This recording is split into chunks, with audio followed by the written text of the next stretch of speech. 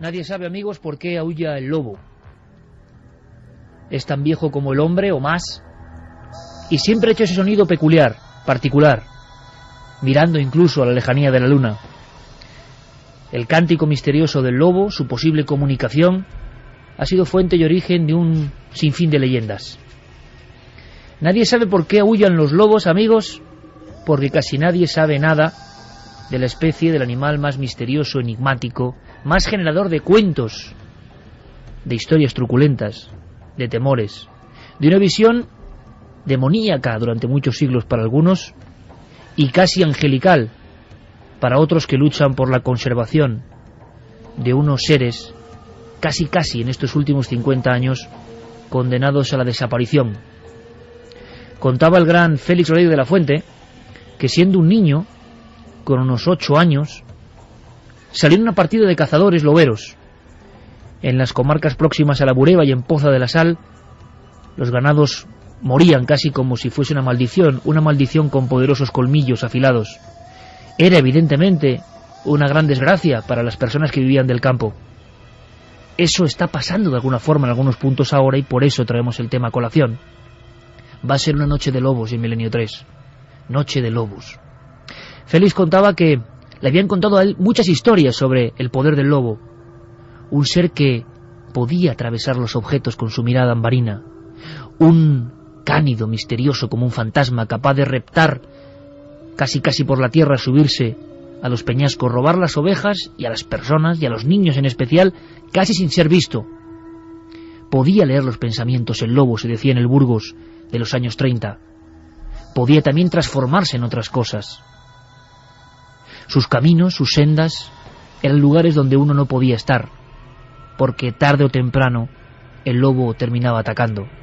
Con todo eso en la cabeza, el niño Félix se aposta en una especie de pequeñas trincheras para esperar a un lobo casi blanco, el Cano, un lobo viejo, macho alfa, jefe de la manada, que al parecer ha matado a cientos de cabezas de ganado.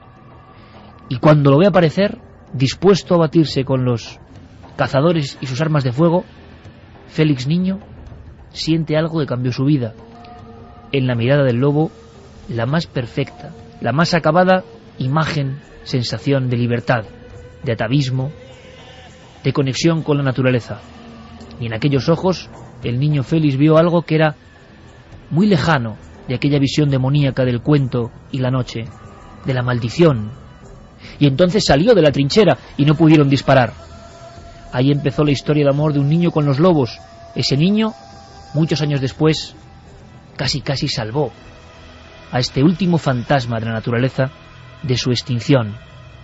Casi nadie sabe, amigos, por qué aúllan los lobos, pero lo siguen haciendo. Y nosotros ayer mismo los escuchábamos. Ayer mismo salimos a la Sierra de Madrid, algunos puntos concretos donde están apareciendo de nuevo. Y cuando aparece el lobo, no solo aparece un animal, no aparece un cánido, Canis lupus ignatus, lobo señalado, lobo ibérico.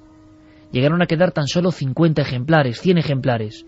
Hoy debe haber unos 2.000, 2.500. Pero en la Sierra de Madrid nunca se habían visto. Ahora los pastores nos contaban cómo bajaban, a veces en pareja, y se enfrentaban como sin miedo al ser humano. Incluso la teoría de la conspiración, nos la contaban ayer. Algunos ganaderos asustados, preparando los mastines, intentando pastorear como hacía tiempo que no se hacía en la Comunidad de Madrid, aseguraban que eran lobos que habían sido soltados. ¿Pero por qué? ¿Y para quién? ¿Con qué sentido? Con el lobo vuelven los cuentos. Hemos escuchado a personas que prácticamente no querían salir a los caminos en la noche. El animal, lleno de significado, vuelve a estar casi a las puertas de la capital de España. Y esto en el siglo XXI no deja de ser maravilloso y preocupante para algunos. Una cosa más. No lo teníamos previsto en el guión, ni mucho menos, pero hemos podido casi jugar con lobos. Sí, hemos jugado con lobos. El milagro ha hecho que uno de los loberos, y la vida es una casualidad, de Félix Rodríguez de la Fuente, Carlos Sanz, nos permitiese escuchar, acariciar, tocar y besar a los lobos. Ha sido una de las experiencias, sin duda, más intensas de nuestra vida. Y en esta noche anterior hemos escuchado de nuevo en la oscuridad historias de lobos, historias de loberos, maldiciones de lobos, miedos a los lobos y lobos protectores. Y todo eso que hemos aprendido de sabios del campo, queremos contarlo.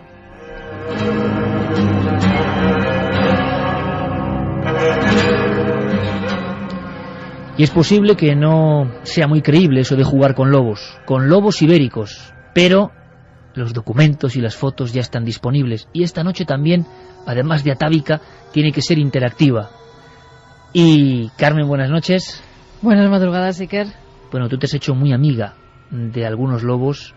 ¿Y por qué no decimos a los amigos que ahora escuchan dónde están los documentos gráficos?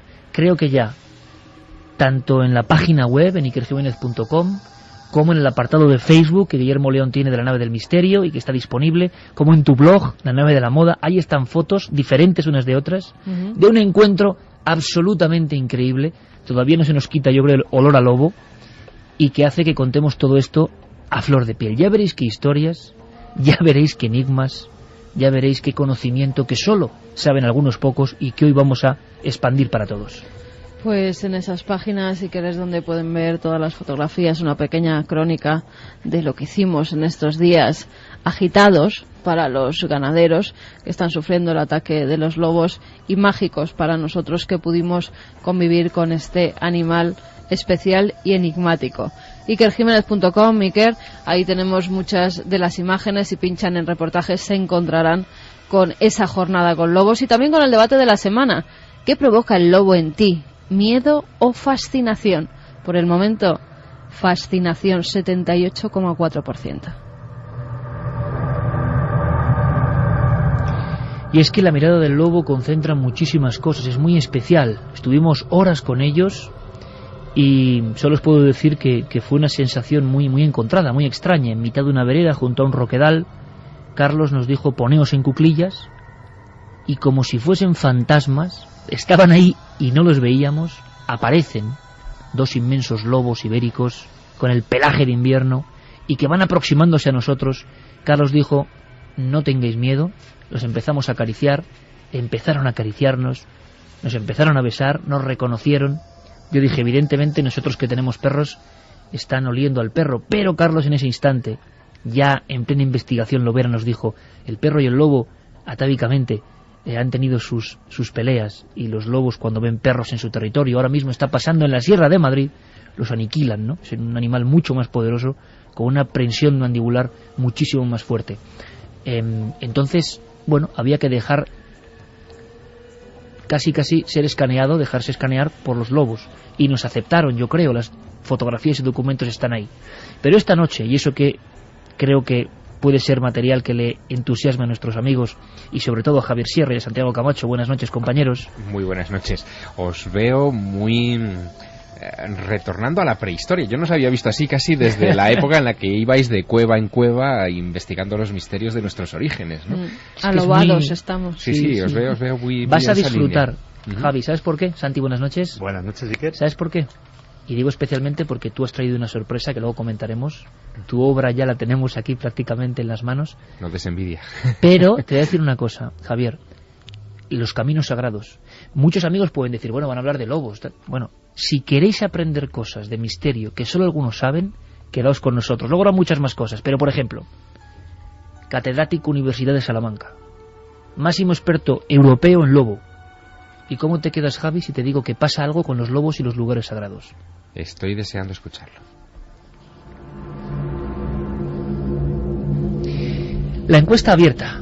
Vamos a ver qué surge. Vamos a dar también, Iker, las vías de contacto. 276-99, palabra clave milenio, espacio, vuestros mensajes, vuestros comentarios, vuestras cuestiones. Milenio3 con número @cadenaser.com y www.cadenaser.com para que subamos los mensajes, las opiniones, segundo a segundo. Sorteamos 3 libros de Milenio 3, de los de la Nave del Misterio de siempre. Luego le preguntaremos a Santi, después de este dossier, conexión con el mundo de la conspiración, si también los ejércitos, también los servicios de inteligencia han utilizado el lobo para algo más. Vamos a empezar. Ayer a estas horas, Javi, fíjate, estábamos, ¿verdad, Carmen?, casi en una especie de hoguera. No era una hoguera porque no se puede hacer, pero con unos focos y escuchando a un maestro. escuchando a este hombre que, en fin, yo quiero rendirle mi máximo homenaje. Uno, cuando es periodista, tiene suerte de conocer a personas así y de aprender de ellas. Ramón Grande del Brío, catedrático, profesor de la Universidad de Salamanca. En fin, hablar de sus carreras y conocimientos nos llevaría horas.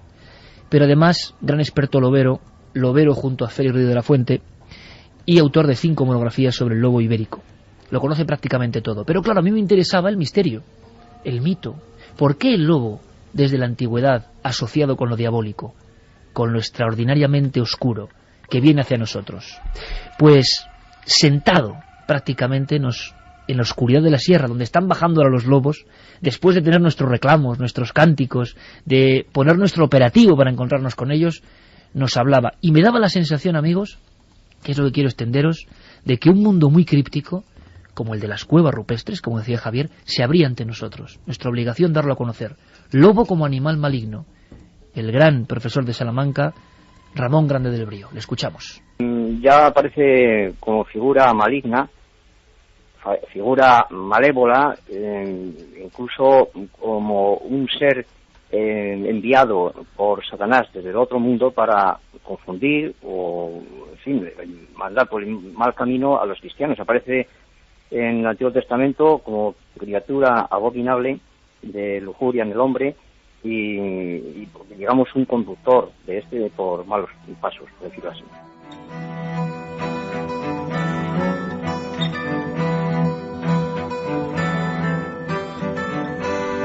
Aprendimos mucho con los maestros loberos. Hoy en día el lobo se caza, cosa que yo, desconocía hasta hace 2 días. Del Duero hacia las tierras altas, porque hay presencia de lobo, parece que se caza y se subasta como trofeo. En fin, cada uno que piense lo que quiera, pero el lobo había estado a punto de desaparecer prácticamente. El lobo también tiene otra cara. Y atención a este dato, porque para mí es alucinante. El lobo parece que detecta cosas.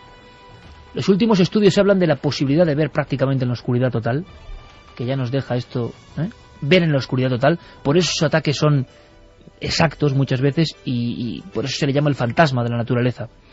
Así han ocurrido algunos de los últimos ataques en la Sierra de Madrid, en Ávila, en Segovia, en Guadalajara. En la Sierra de Madrid nos hablaban, por ejemplo, de un auténtico cementerio de ovejas en una finca, 240 atacadas por los lobos. Porque la gente, los pastores, y es normal, no están acostumbrados a que haya lobo. Un animal extinguido, apaleado, envenenado, hace más de 100 años, vuelve, en el siglo XXI, a correr por sus caminos. Y es que parece que los científicos del lobo han descubierto que siguen unos caminos que algunos llaman, Javier, telúricos, guiados por un radar absolutamente incomprensible para nosotros, y que parece que encima se solapa con el que por lo menos algunos antiguos tenían, porque aparecen dólmenes, santuarios. Es bien curioso. Hay algunas leyendas antiguas que ya hablaban de esta especie de protector de caminos. Leyendas como la visión nocturna, que en el siglo XXI, lo vais a ver, se han hecho realidad. Sobre todo en las provincias de Zamora y también en Salamanca. Aquí en Salamanca se habla, en una sierra conocida con el nombre de Las Quilamas, muy cerca del pueblo donde yo procedo, se habla de un lobo negro que guiaría a los peregrinos, a los santuarios, y además protegería este lobo negro a los peregrinos contra posibles ataques de congéneres, de otros lobos.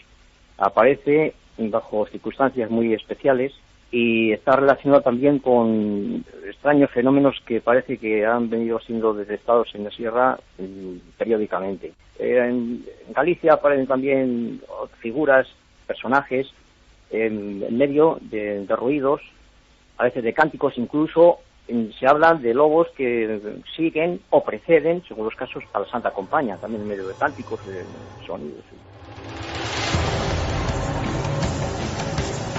Ahora mismo Javier y Santi han puesto los ojos, han arqueado las cejas. Pues sí, amigos, sí, de eso vamos a hablar. Ruidos que preceden a la aparición no de un lobo real, sino de un lobo fantasmagórico que guía y protege a los peregrinos. Creo que no es la primera vez, amigos, que en el mundo puro y duro del misterio, en los caminos y en las carreteras, un sonido peculiar precede a la aparición, ¿no?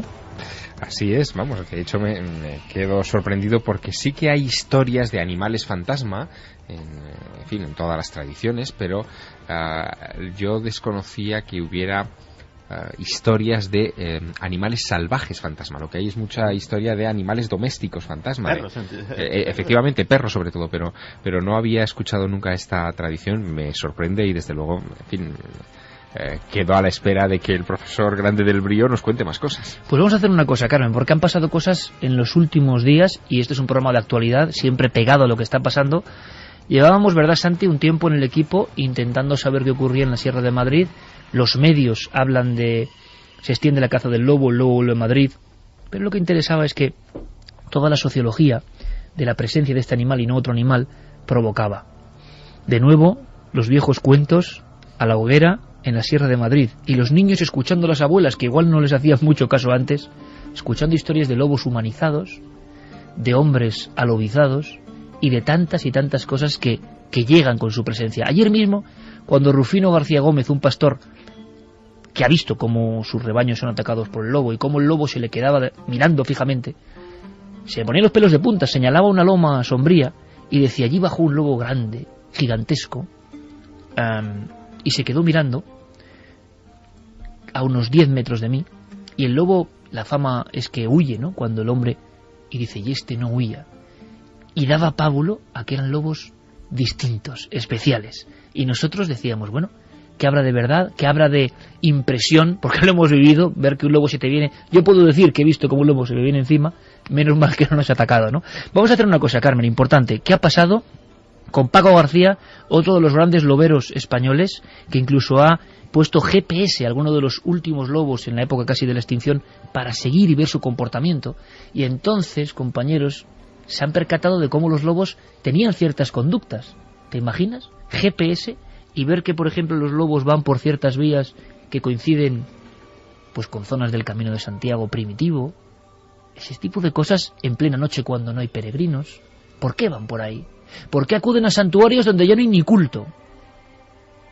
Es algo asombroso. Pero ¿cómo está el lobo hoy en día en España? Porque, como yo, que soy un profundo ignorante, me he enterado en estos 3 días de reportaje y de inmersión en el mundo lobero. Pero, ¿cómo está el lobo hoy en día en España, a estas horas, en estos momentos? Lo contaba Paco García. Galicia, Asturias, Cantabria, las provincias de León, Zamora, albergan unas poblaciones bastante densas de lobo. Y en el sur tenemos una pequeña población que se mantiene, que resiste, pero que es mucho más pequeña y está en mucho mayor peligro, que es la población de Sierra Morena. En los montes de Sierra Morena, de Jaén y de Córdoba, pues todavía existen algunas manadas de esta especie. Se calcula que puede haber entre 2.000, 2.500 ejemplares en nuestro país.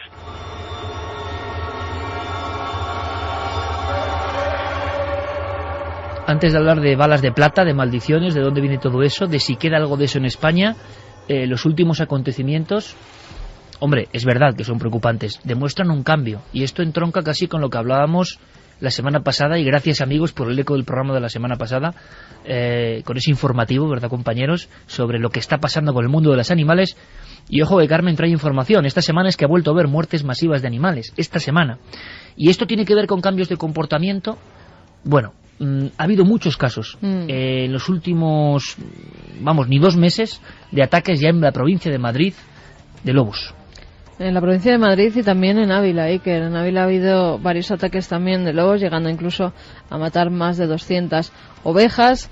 En la Sierra de Madrid, en el Valle de Lozoya, por ejemplo, ayer mismo estábamos recorriendo la zona y han sido varios los ataques que se han producido. Algunos sí que han sido denunciados y otros no. Otros directamente los ganaderos han dicho que ya, después de que les mataran casi todo el rebaño de ovejas, que ya no querían seguir, que se jubilaban y que lo dejaban porque los ataques de los lobos habían acabado con todo su patrimonio. Pero sí que parece que cada vez se van acercando más a las poblaciones. Incluso nos decían en Lozoya que se había visto a un lobo grande ya cerca de las casas, cosa normal, porque si no tienen alimento en el monte y huelen las basuras, lo normal es que se vayan acercando cada vez más a las poblaciones. Eso ha pasado en Lozoya, en un monte muy cerquita, en Olla de Peña. Un ternero también fue devorado por un lobo. Cuando llegan las fuerzas de seguridad, es denunciado, llegan las fuerzas de seguridad y se encuentran que ya no hay más que huesos, porque además los buitres, que pudimos también ver en la zona, buitres negros, se habían comido todos los restos del ternero. Y las denuncias se van acumulando. Parece que en 50 años no había pasado nada o casi nada, y que ahora, en menos de 2 meses, pues ha habido numerosos ataques de lobo. Porque fijaos, tengo aquí una página del diario ABC. Por cierto, vías de contacto abiertas si habéis visto al lobo, si os han contado historias de lobo, si en vuestra familia ha habido cazadores loberos, por ejemplo, en la Sierra de la Culebra o en Galicia. Todavía los perros mastines llevan las carlancas o pinchos inmensos en el cuello para defenderse del lobo. Y una realidad, hay un combatir y un vivir. Nos gustaría que nos hablaseis y nos contaseis vuestras historias. Pero fijaos, el lobo y su mala fama. Por ejemplo, en Galicia, y esta es la realidad, en los años 50 y 60 hubo una gran cantidad de ataques de lobo y muertes, y muchas de ellas de niños. Y entonces eso acrecentó la leyenda. Una leyenda que nosotros creemos que viene solamente pues de Francia, de la bestia de Gévaudan y esas cosas. Pero fijaos, por ejemplo, en la primavera, leo directamente de la revista Cuadernos de Estudios Gallegos y del diario ABC. Primavera del año 46, en Matos, Orense, un lobo se abalanza sobre una niña de 7 años que estaba apacentando el ganado y le causó tan graves heridas que falleció momentos después. En el Arco de Valdeorras o Arcos de Valdeorras, 1951, se hallan los restos de un hombre devorado por los lobos. En un monte cercano a San Martín de Allariz, Orense, otra persona, una anciana y su nieta, comidas por los lobos. A la nieta la arrastró 50 metros, según se determina, uno de los lobos de grandísimo tamaño. 2 jóvenes y sus novias también atacados por los lobos y con resultado letal en la provincia de La Coruña en 1954. Uno de ellos que estaba en un cruce de caminos esperando que llegara el compañero y las 2 chicas, y el compañero es el que se le encuentra el cadáver completamente devorado por los lobos. Pocos meses después, en una población de Orense, Domingo Cañiza, un niño de 6 meses, Vimianzo, La Coruña, en la zona de Villar de Castrelo, un lobo de gran tamaño se abalanza contra un niño de 6 años de edad, lo arrastra 300 metros, año 57, y no pueden hacer nada por su vida. Es decir, esto ocurría porque también los niños vivían de otra forma, los lobos atacaban, y las leyendas van incrementándose. Pocas, amigos, como las que vamos a contar ahora. Por ejemplo, todos hemos oído lo de la bala de plata y nos suena un poco a Transilvania, ¿no? Pero en Galicia, todavía hoy, hay un porqué de todo esto, la bala de plata, y el profesor Grande del Brío se encontró y estudió antropológicamente a individuos, cazadores y no cazadores, ganaderos, que llevan hoy a estas horas, a la 1:32, su bala de plata. Pero ¿sabes para qué, Javier Sierra? Porque creen que pueden estar por el contacto con los lobos alobados. Y si algún día pasa algo con ellos, una extraña transformación, esa bala de plata será empleada para acabar con su vida de la única forma que puede cortar la maldición. Es curioso porque esa hibridación humano-lobo, en realidad hay que buscarla mucho más atrás en el tiempo de lo que nos imaginamos. Habría que ir a los tiempos de Roma, con la famosa leyenda de Rómulo y Remo, de los 2 bebés que se amamantan de una loba y que logran sobrevivir gracias a la leche de este mamífero. Y quizá una de las cosas que ha comentado el profesor Grande del Brío al principio, de esa satanización que se ha hecho del lobo, de cómo en los países cristianos se ha visto el lobo siempre como el enemigo, como el, en fin, el peor depredador que pueda existir, tiene que ver también con una demonización de los paganos, de los romanos, que consideraban al lobo como el símbolo sagrado, el símbolo del origen, ¿no? El símbolo de la hibridación de nuestra especie con la naturaleza. Bueno, además en muchas iglesias se puede ver todavía representaciones de lobos comiéndose o llevándose a personas, a niños. Esa es la representación del lobo que acompañaba siempre al demonio y se llevaba esas almas al infierno. Eso, cuando vayan por las iglesias, por los pueblos, pueden ver en muchos capiteles o en muchas representaciones, la mayoría de ellas pétreas, esa imaginería del lobo llevándose esas almas a los infiernos, porque al parecer el lobo tenía muy mala fama. De él había numerosas leyendas, Iker, que luego iremos enumerando, porque cosas, pues fíjate, como que quien veía al lobo se quedaba mudo. Si el lobo le veía antes a él, es verdad, que el humano al lobo, se quedaba mudo. Podéis ver las fotos en las diferentes páginas web que hemos dado, también en la página de Facebook, y yo creo que hay unas fotos que son increíbles, sobre todo las de Carmen, sinceramente, amiga de los lobos, la reconocieron como una de la manada, y el propio Carlos Sanz alucinaba, le dio mucha pena dejar a los lobos allí. Sí. Escuchad una cosa, Balas de Plata, años 70, investigación de un maestro como Del Brío, grabando a la gente. ¿Por qué llevas eso? ¿Por qué esa bala de plata? Yo he conocido a un gallego que era séptimo varón de Nazaret Varones y llevaba, vamos, no se separaba de él, llevaba un amuleto que era una bala de plata, ¿verdad? Llevaba una bala de plata porque decía que la única forma de que si él alguna vez se convirtiera en lobo, pudiera recobrar la forma humana, es que alguien con esa bala de plata disparase, y existe esa leyenda todavía actualmente en Galicia. Por ejemplo, creo que fue en marzo del 76, en noche de luna llena, estaba yo con varios paisanos en la Sierra de San Manuel en Orense y comenzaron a aullar los lobos, y después de aullar los lobos, pues escuchaba una serie de ruidos extraños que no tienen nada que ver con los aullidos, ¿verdad? Y decían los paisanos que es que el lobo estaba conjurando la luna porque se comunicaba con ella, y la luna le decía a su vez al lobo dónde podía atacar mejor al día siguiente, en fin, como si le indicara sobre un plano, valga la expresión, de localización donde se encontraban los rebaños.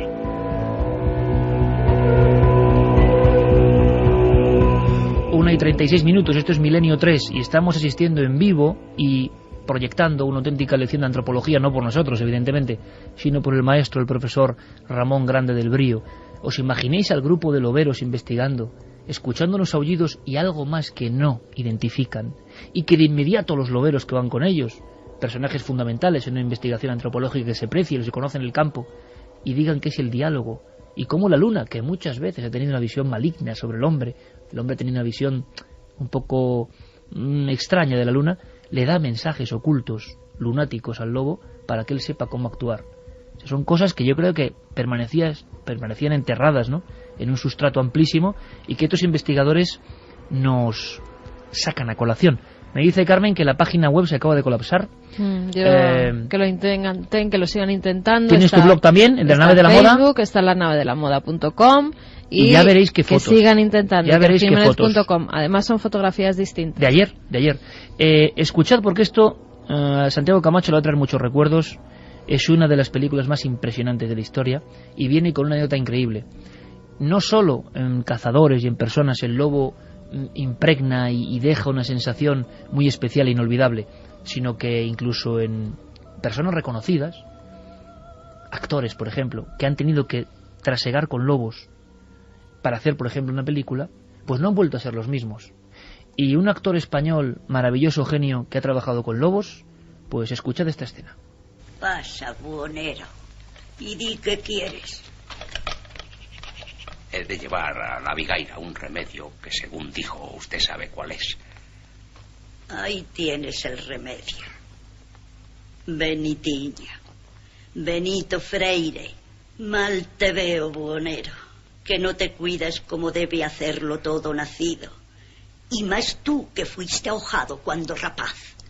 Ay, a estas alturas te da miedo la saludadora que te tuvo en brazos. Solo de mirarte sé que no tomas mis remedios contra tu mal.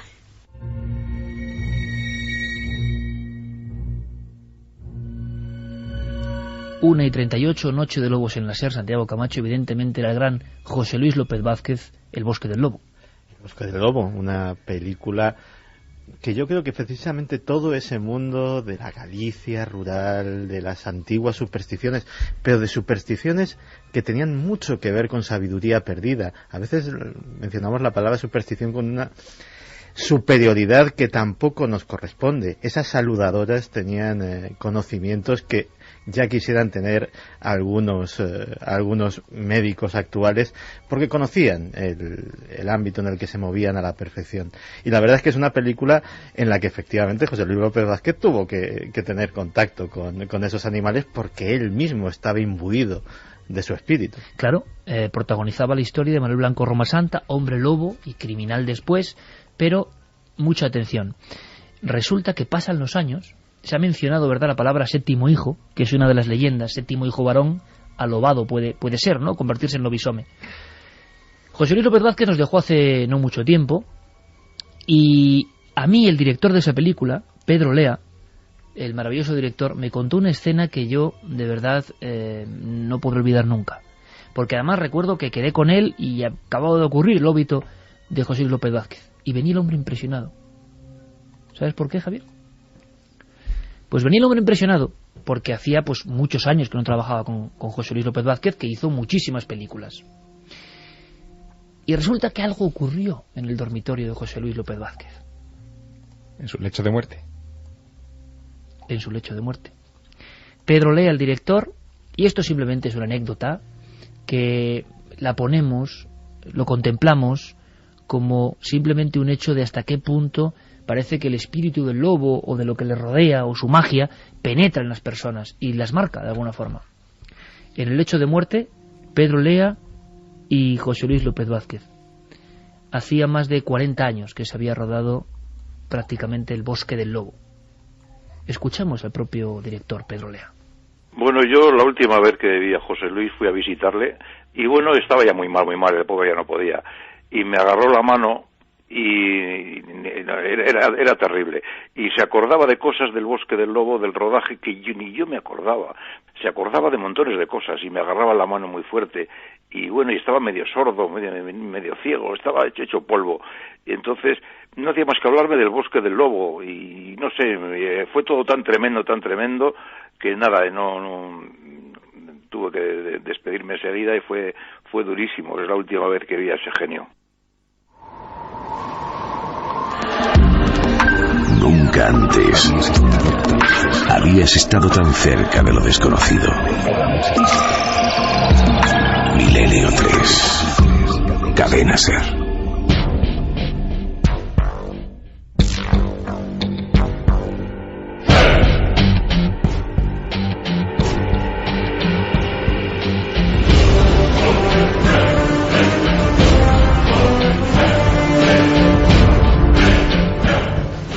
Vamos con algunos de los mensajes, con algunas de vuestras opiniones y también con la encuesta. ¿Qué quieres? ¿Que te diga antes cómo va la encuesta? Exacto. La pregunta, ¿qué provoca el lobo en ti? ¿Miedo o fascinación? Bueno, pues para el 82,8% yo creo que el mayor número, el tanto por ciento mayor de las encuestas que hemos hecho, 82,8% fascinación.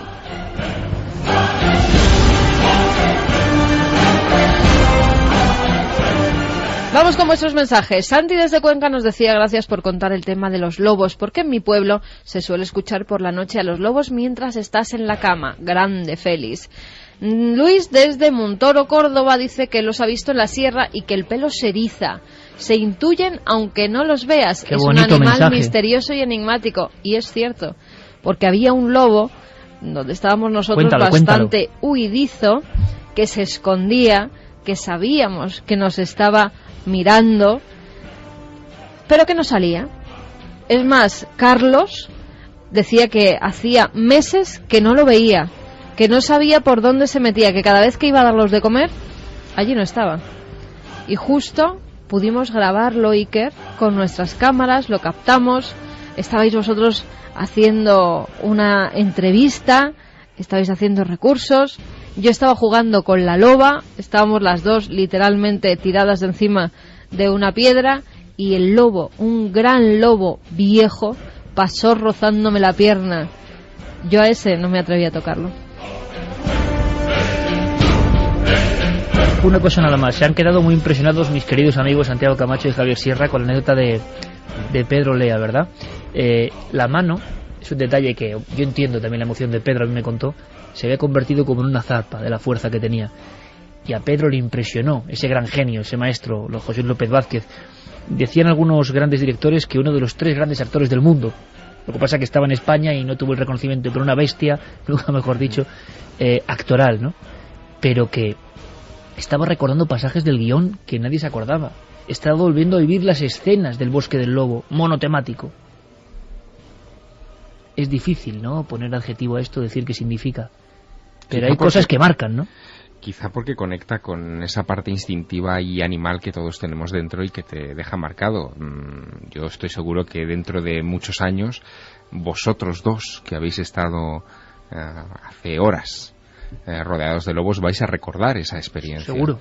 Porque ha tocado vuestra fibra animal, vuestra fibra más profunda. Esa es la clave de este asunto, ¿no? Por eso nos atrae tanto, por eso hay tanta fascinación en la encuesta de esta noche entre nuestros oyentes por el lobo, y es verdad que la fascinación puede al miedo, nos acerca al abismo.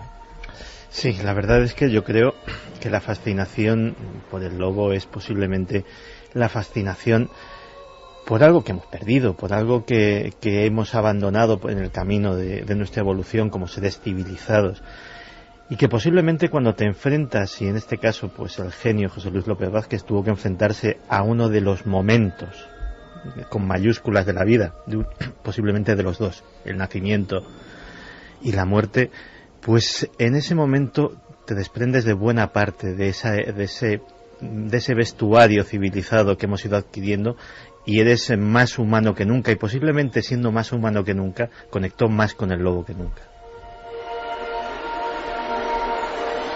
Hay muchas historias de lobos de tamaño gigantesco, de tamaño desproporcionado. Yo hablaba con los loberos, y tú recordarás, Javier, perfectamente, porque seguiste esa historia. Final de los años 80, matanzas de ganado masivas en la zona sur de Navarra. Y fíjate, hoy tenemos la visita de un buen amigo, que es Ángel Briongos, que está allí, y que él investigó en su día las matanzas de ganado en Aragón. Es decir, hubo un montón de personajes, personas y animales mezclados en matanzas extrañas. Se capturó un lobo en la zona de Tudela, que era como blanquecino, muy grande, desproporcionado, con una gran cabeza, y se le acusó, pero de cientos y cientos de muertes. Hay toda una leyenda de grandes animales, de lobos que han crecido más de lo normal, que necesitan una energía mayor de lo normal y que atacan y causan el terror. Leyenda o no, hay algunas películas que hablaban de la historia de la bestia de Gévaudan que nos metieron a todos en la mente ese tipo de posibilidades. Carmen ha encontrado por Europa, la vieja Europa, algunas historias reales de estas bestias, no solo la de Gévaudan, historias ensombrecidas, escondidas. Huye de los hombres como si supiera que debe temerles, pero mata a mujeres y niños. ¿La ha visto alguna vez? No. Entonces, perdonen, pero ¿cómo saben que se trata de un solo animal? Por la descripción de los que han sobrevivido. La bestia es más grande que un lobo, y dicen que no teme a las balas de los cazadores.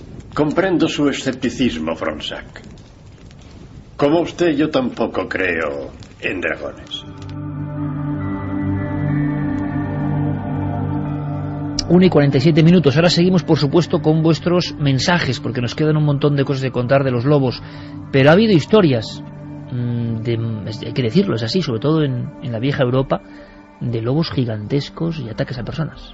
Hechos muy extraordinarios. En Perigord, en febrero de 1766, se cree que una manada, por lo menos 2 lobos, matan a 18 personas y hieren a muchas más antes de que fueran cazados, antes de que les dieran caza.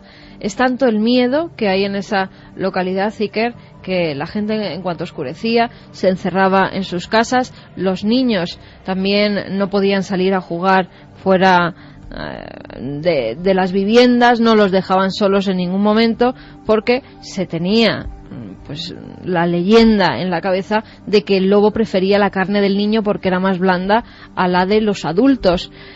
Es verdad que varios niños desaparecieron entre esas 18 personas muertas, y varios ciudadanos de Perigord logran matar a 3 lobos. Todo porque Luis XV dice que el que logre capturar a esas bestias va a recibir una recompensa, y que además los hijos tendrán una excepción militar, no tendrán que estar de soldados. Entonces matan 3 lobos. Incluso vienen cazadores profesionales a cazar lobos y también dan con una loba. Bueno, 2 de esos ejemplares, cazados en 1766, fueron disecados y aún hoy se pueden contemplar en el castillo de Razak. Ahí están los 2 ejemplares con las fauces abiertas, con una cara de fiereza tremenda, que representan y cuentan además en ese castillo la historia de los famosos lobos de Perigord. Es más, quiero indicar que nuestro compañero Javier Pérez Campos ha hecho un trabajo extraordinario de campo, nunca mejor dicho, en las zonas de la sierra de Madrid del siglo XXI, de ahora, y han surgido muchas cosas que iremos analizando y poniendo para también hacer un reportaje televisivo. Y fíjate, Carmen, es que aparecían algunas personas que recordaban cómo los abuelos o bisabuelos, cuando todavía en la Sierra de Madrid, desde Somosierra hacia la zona más interior de Lozoya, por ejemplo, había lobos, y que había una cosa que era el traje de madera, que es algo increíble, una especie de armadura atávica total que se acoplaba en algunas partes del cuerpo para que los pastores, por ejemplo, que tenían que pastorear en algunas noches, cuando sufriesen el ataque del lobo, se pudiesen defender. Y recordaban algunos pastores la presencia y el lugar, el gancho donde se dejaba el traje de madera. Y eso, en la sierra, en el siglo XXI. También hay que decir, nuestro compañero Javier Pérez Campos, que se pateó toda la zona preguntando, había testimonios tan gráficos, ¿no? Como gente que se metía en el coche y decía, si os gustan tanto los lobos, os los lleváis a la Castellana. Pero ese testimonio representaba perfectamente que allí, claro, es un problema. Y gente como el alcalde de Lozoya, muy amable, que nos dijo, hombre, es aquí viene gente, por ejemplo, con niños, y la sola presencia del mito del lobo alrededor es comprensible, te hace recelar o pensártelo. Entonces el problema no, porque no está suelen ahí. atacar al hombre y no suelen atacar a los niños. Estamos hablando de casos de hace muchísimos años, excepcionales, y además cuando hablas con todos los especialistas, normalmente el lobo huye en cuanto ve al hombre, porque además tiene asociado en su ADN que lo mata, que tiene armas y que lo va a matar, con lo cual en cuanto ve al hombre se va para atrás. Los lobos que corriendo. nosotros vimos huían constantemente y se escondían. Pero nosotros programamos a nuestros niños con el miedo al lobo, con los cuentos infantiles, con el cuento de Caperucita Roja y otros similares, donde el lobo es el maligno, es el malo, es el que es que es el devora. epicentro de los cuentos de terror. Estoy recordando los 3 cerditos, el lobo y los 7 cabritos, ¿no? Caperucita Roja. Pedro y el lobo. Es decir, el lobo está inserto en el lado oscuro de los cuentos que se cuentan a los niños durante siglos. Se cuentan hoy. Y eso ha conducido a que haya un verdadero genocidio de lobos. Y fíjate que a veces ese genocidio nos ha hecho perder grandes oportunidades de comprender cosas que hubiesen sido muy valiosas para la ciencia. Cuando Darwin llegó en el Beagle a las Islas Malvinas, solamente había un mamífero en todas las islas. No había ni ratones siquiera. Y era el lobo de las Malvinas. Era un misterio absoluto cómo había llegado a una adaptación allí. Total, ¿no? De hecho, buena parte de la teoría de la evolución la empieza a labrar con ese descubrimiento, y luego ya es en su llegada a las Galápagos cuando lo que ve allí le termina a hacer cuadrar todas las piezas. Pues cuando empezaron a llegar los primeros colonos a esas Islas Malvinas que Darwin había visto completamente vírgenes, es que lo primero que hicieron fue exterminar a los lobos de las Malvinas, de los cuales ya no queda ni el recuerdo. Y un auténtico misterio biológico que nos hubiese llevado a conocer muchísimo mejor los mecanismos de la evolución, los mecanismos de cómo se diseminan las especies a sitios que están a 200 kilómetros de la costa sudamericana.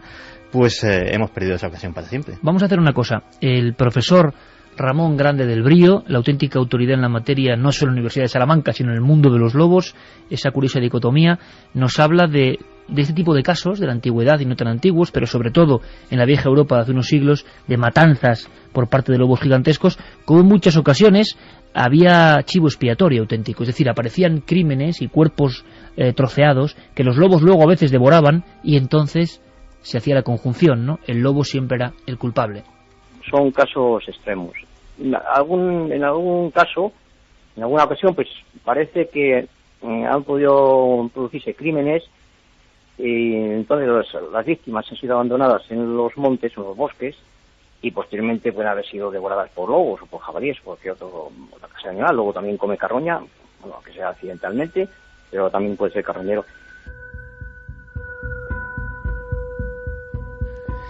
Luego viajaremos a Transilvania y os hablaremos de lo que ha descubierto el profesor del Brío sobre los caminos sagrados, el terrorismo y los lobos, que es alucinante.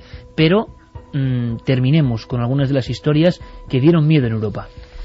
Pues fíjate, Iker, en Soissons, en 1765, es otra localidad francesa, también se viven los ataques de los lobos. Esta localidad está al noreste de París.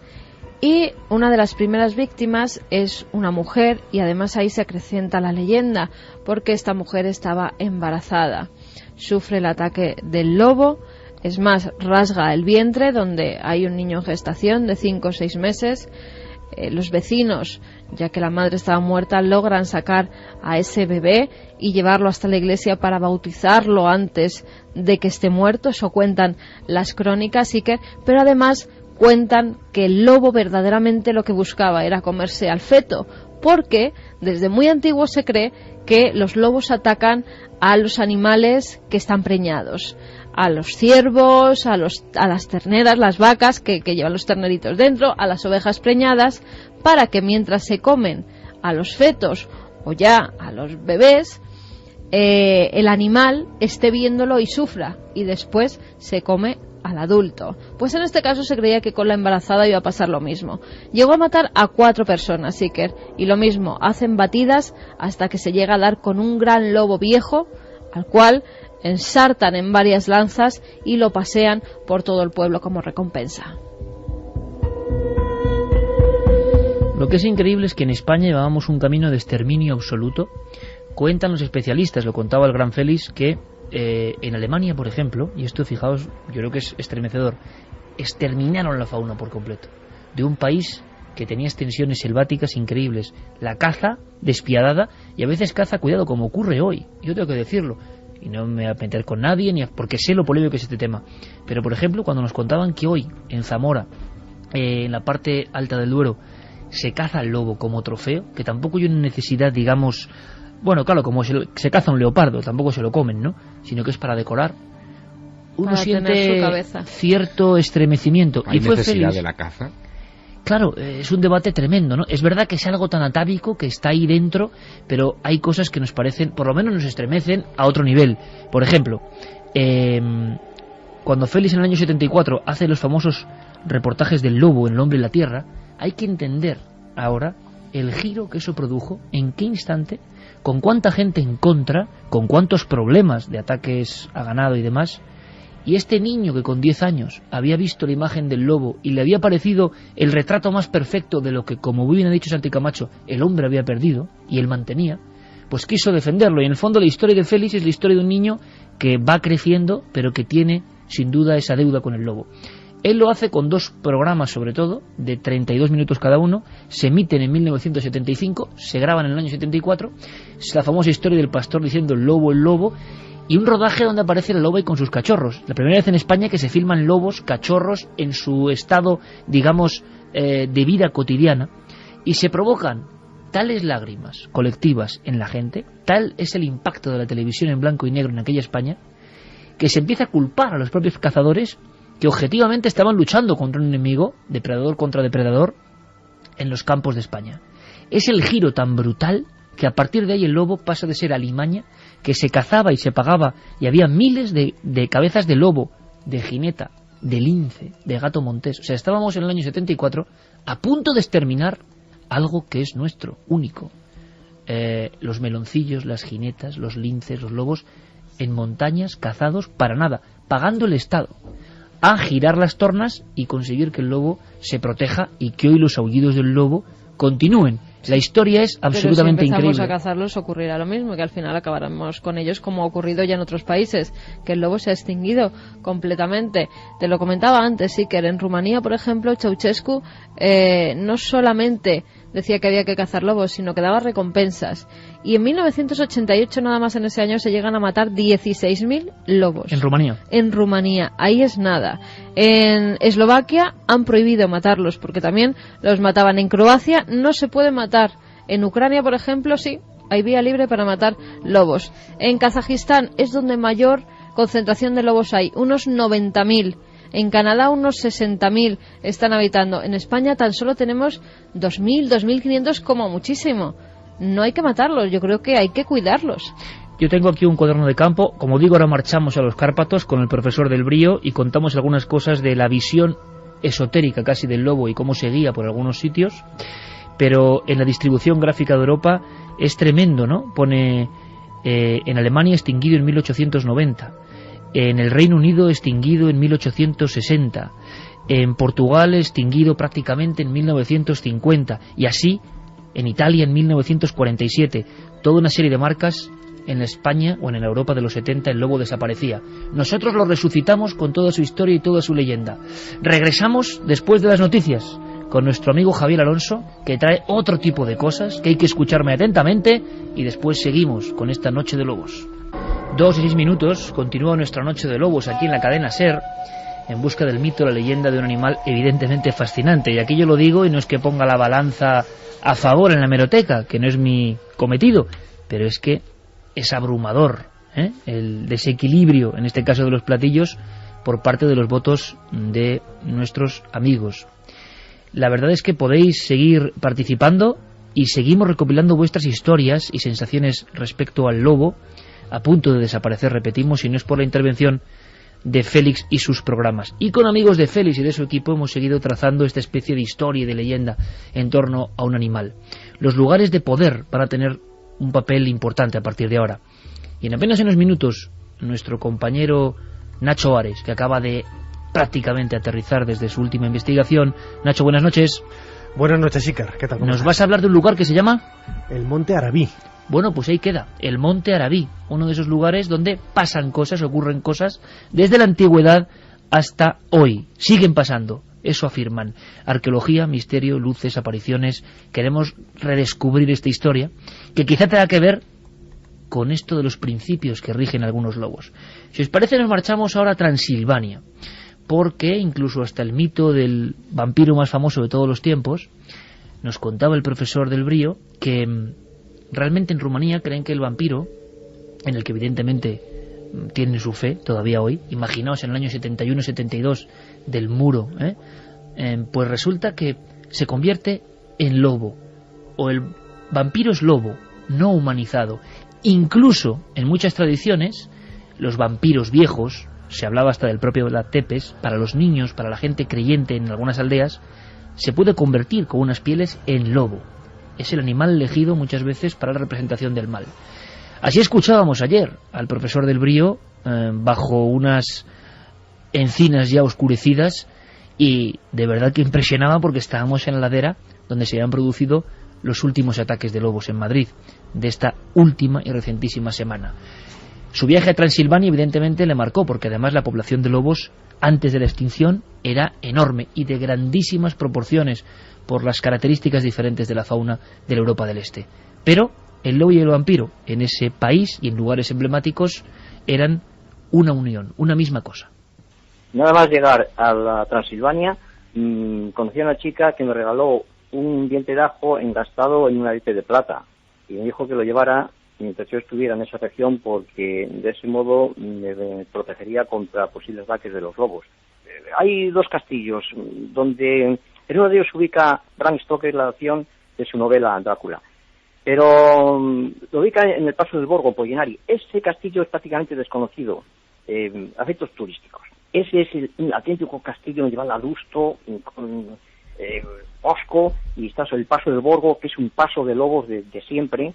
Pues ahí en esa zona, pues una serie de crímenes que parece que no pudieron ser resueltos, los achacaban a la figura de un lobo, que digo, a figura de una persona encarnada, el lobo, que era ni más ni menos el Drácula, Vlad Tepes, el empalador.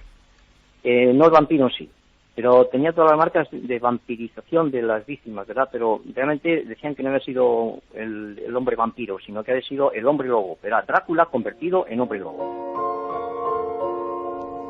Catedrático Ramón Grande del Brío, experto en lobos y buscador de tradiciones que tienen que ver con el lobo. Ahora, nada nos ha impactado más, os lo aseguro, y esto es muy interesante también, Nacho, para hacer historia, porque es pura historia, de cómo los enclaves arqueológicos, desde los dolménicos y sobre todo los enclaves ya sagrados, ejercen cierta fascinación o modificación de conducta en el lobo.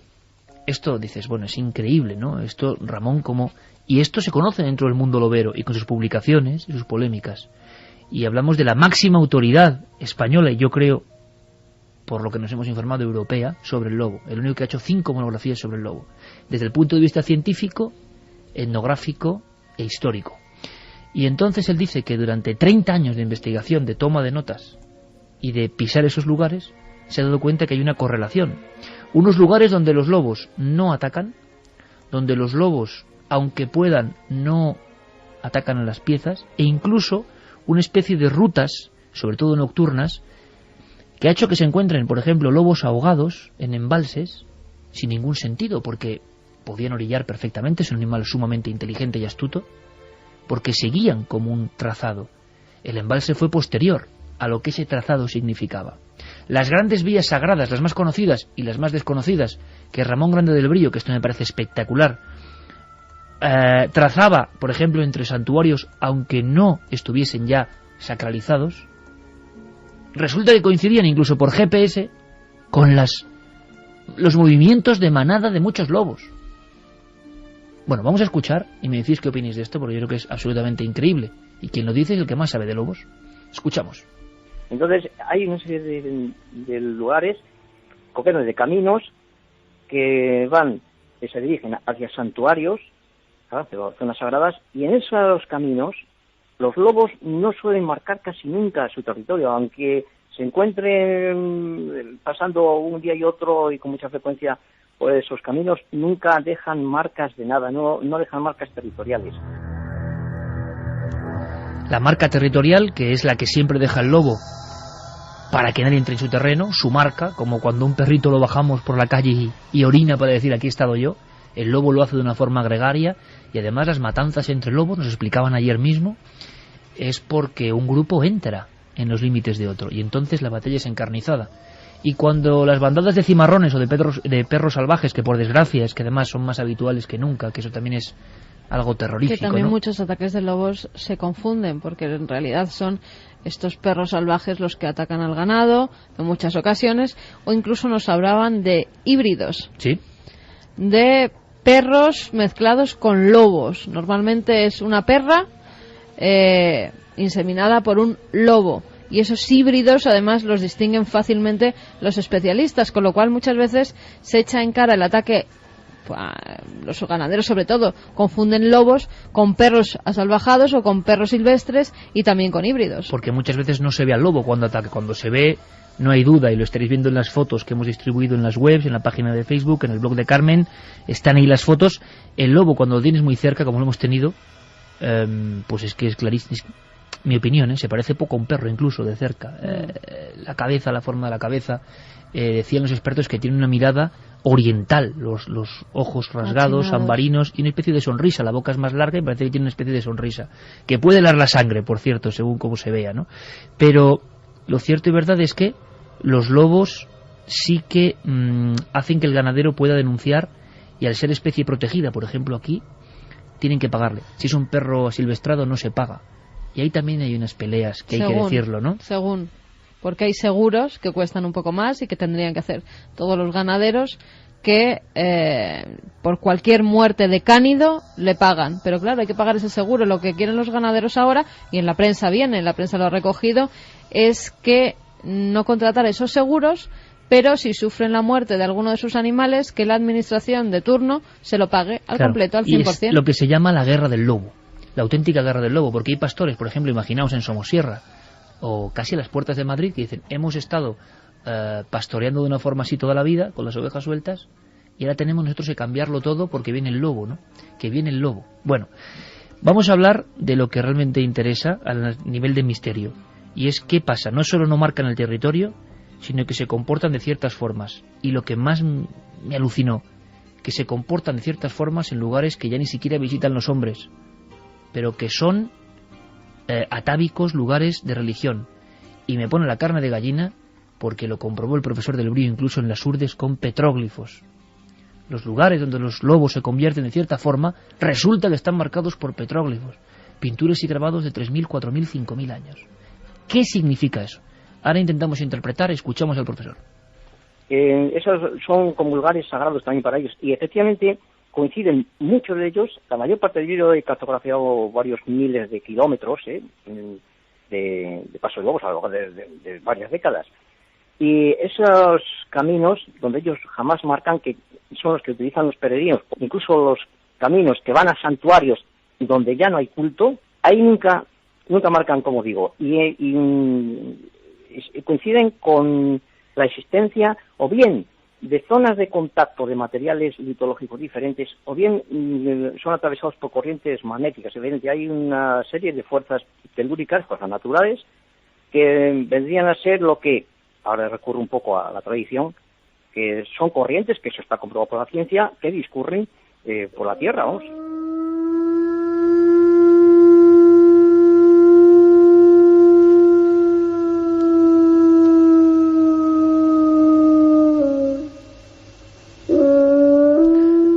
Y 17, empezábamos el programa diciendo algo que es obvio. Los especialistas todavía no saben por qué aúlla el lobo, a veces aúlla la luna.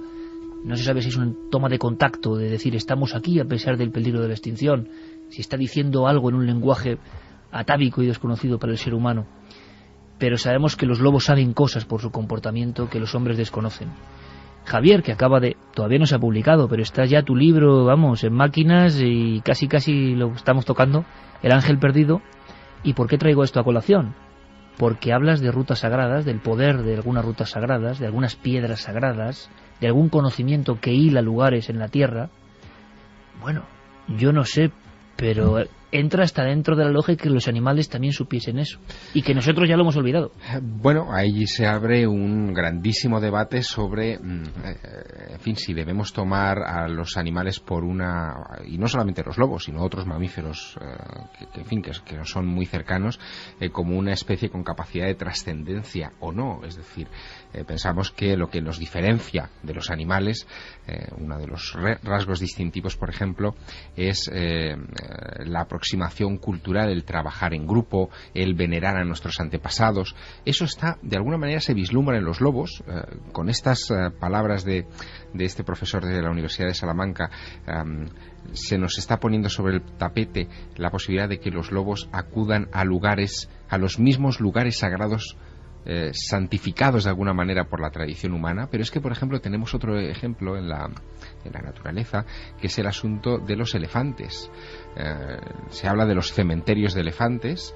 De hecho, fue un mito muy extendido durante el siglo XIX. Muchos exploradores peinaron grandes extensiones de África tratando de encontrar el cementerio al que supuestamente acudían todos los elefantes por un afán de enriquecerse, porque lo que querían es el marfil de sus colmillos. Jamás se encontró ese gran cementerio, pero Rupert Sheldrake, un famosísimo biólogo, sí que ha subrayado en varias ocasiones que los elefantes sí tienden a hacer pequeños cementerios familiares, que sí que es verdad que existen en algunas manadas lugares donde esos huesos se depositan. Y qué curioso, los elefantes adultos tienden a visitar los huesos de sus antepasados, hacen visitas periódicas a donde estaban esos huesos, como, en fin, para darles una vuelta, para recordarlos, para venerarlos, lo que hacemos nosotros con nuestros antepasados en los cementerios, en una especie a la que no le atribuimos ningún sentido de la trascendencia. Sí, solo tienen los elefantes, lo tienen los lobos, y quizá lo tengan otras especies mamíferas a las que no le hemos atribuido, en fin, ese don hasta ahora. Quizá nos tengamos que replantear esa vieja duda, ese viejo debate de si los animales tienen alma o no. 2:20, ahora cuando entremos en el siguiente expediente de la noche de investigación y de España ancestral, con Nacho Ares, en el fondo algunos de estos temas van a salir a relucir. El maestro, el gran profesor del Brío, ayer con sus anteojos, con su gorrilla, con su barba blanca, con sus prismáticos, yo estaba realmente encantado, ¿no? Porque también forma parte de una especie, como muchos amigos que tenemos, que yo no sé si está al borde de la extinción, creo que sí, porque no hay muchos auténticos sabios, ¿no?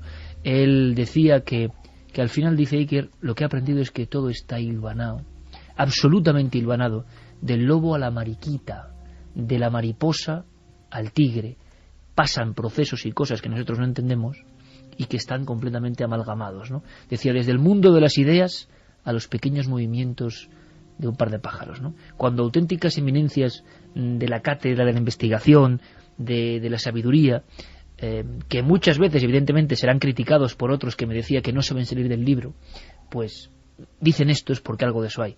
Y Santi, yo me quedo realmente con la carne de gallina sabiendo que donde hay dólmenes, petróglifos, lugares sagrados y santuarios incluso abandonados, los lobos se comportan. Por eso me decía este hombre, ¿tú te acuerdas, Carmen, que una de las cosas es que se han atropellado varios lobos en la carretera nacional 1? Sí, en la de Burgos. En la carretera de Burgos, que es un ejemplo del dominio del hombre sobre la tierra. Tenemos las fotos, son muy desagradables, esas no las hemos puesto. Resulta que mitad de la noche, grandes lobos y grandes lobas atravesaban en la oscuridad. ¿Cómo es posible que un animal tan astuto lo haga cuando es un fantasma que serpentea por todo y sea atropellado por un coche?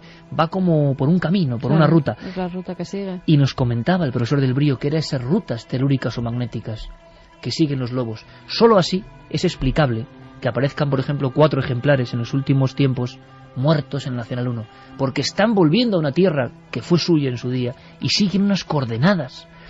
Qué curioso que en esas coordenadas aparecen viejas ermitas, aparecen viejos santuarios. Nos hemos preguntado 1000 veces, muchas veces con Nacho Ares, ¿por qué los hombres construyeron sus lugares sagrados en cierto punto? ¿Por qué los lugares son sagrados? Exactamente. Como decía Mircea Eliade, ¿no? ¿Por qué lo sagrado? ¿Por qué el terror a lo sagrado, la fascinación con lo sagrado? Bueno, pues que los lobos sigan hoy en el siglo XXI a nuestras espaldas siguiendo eso. Claro, pero es que también en esas rutas se han construido casas, se han construido colegios, se han construido granjas, con lo cual esas rutas, esas sendas, el hombre es el que está quitando la tierra a los lobos, que era suya. Claro, en este mismo programa hemos citado muchas veces historias de perros, animales que llevan con nosotros miles de años, que son casi tan civilizados como nosotros, que ya han perdido también parte de su contacto con la naturaleza y que sin embargo son capaces de, sin ningún punto de referencia, recorrer cientos de kilómetros para regresar a sus hogares. Ellos evidentemente ven y sienten cosas que nosotros no. Los lobos, primos hermanos también, pero lo más probable es que nuestros antepasados también vieran y sintieran las mismas cosas, y esos lugares precisamente decidirán que eran especiales y los marcasen. Esa es la tragedia a la que me hacía referencia antes, que hemos perdido mucho por el camino, hemos ganado muchísimo, pero también nos hemos dejado cosas.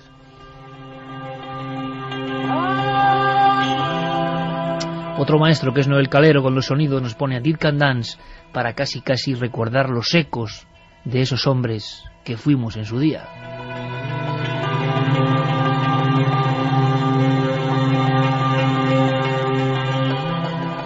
Podemos terminar el dossier de lobos, que daría muchísimo que hablar y muchísimos datos, con mensajes, ¿no? Y espero que nuestro público vea las fotografías y ahora me cuentas qué sentiste tú con esos lobos también, ¿no? Porque yo creo que es una experiencia, por eso igual lo estamos contando con tanta vehemencia, no debe ser lo mismo, ¿no? Pero después de haber tenido esta comunicación casi con ellos, pues nos vemos casi impelidos. ¿Qué dice la gente? Vamos a repetir las vías de contacto: 27699, palabra clave milenio, espacio vuestros mensajes, milenio3 con número, @cadenaser.com, www.cadenaser.com, y si queréis votar en la encuesta, ikerjiménez.com, que vamos a ver cómo va. ¿Qué provoca el lobo en ti? ¿Miedo o fascinación? Pues fascinación. Vamos, 83,4%. Vamos con mensajes. Antonio nos decía, en una aldea de Albacete, donde iba de zagal, tenían un lobo que lo llevaban de pastoreo. Le pusieron de nombre Manolo y lo encontraron de pequeño y jugábamos con él como si fuese un perro. Santi nos decía que en su pueblo se cazaba el lobo en un lugar cerrado, como un corro, a palos, y se gritaba por toda la calle, por todo el pueblo, para que la gente fuera a ese lugar para participar en la matanza, que era una auténtica salvajada. David desde Igualada: toda la vida recordaré la primera vez que estuve frente a un lobo, fue en un parque en Cangas de Onís. Nos intercambiamos las miradas, estuvimos uno frente al otro y quedé prendado de su mirada. Abraham desde Valencia, en la sierra de mi pueblo hay muchísimas leyendas sobre los lobos y su misterio. Es más, el lobo forma parte del escudo de nuestro escudo de armas. Eso muestra la gran importancia de los lobos del ayer. María Elena Romero, gracias por el reportaje. En Japón el lobo es considerado como benefactor a los agricultores, sabio y protector de los hombres, mensajero de la diosa de la montaña Yamanokami. Es un animal mágico. Jesús nos decía que para el equilibrio ecológico, para que este no se rompa, tiene que haber lobos y demás animales, aunque resulten peligrosos para el ser humano. También el hombre es el más peligroso para todas las especies. Quique nos decía que el patrón de veterinarios y ecologistas en San Francisco de Asís, por su capacidad de amansar a los lobos que atacaban a la población de Gubbio, llegó a un acuerdo con el lobo para que no atacaran al pueblo.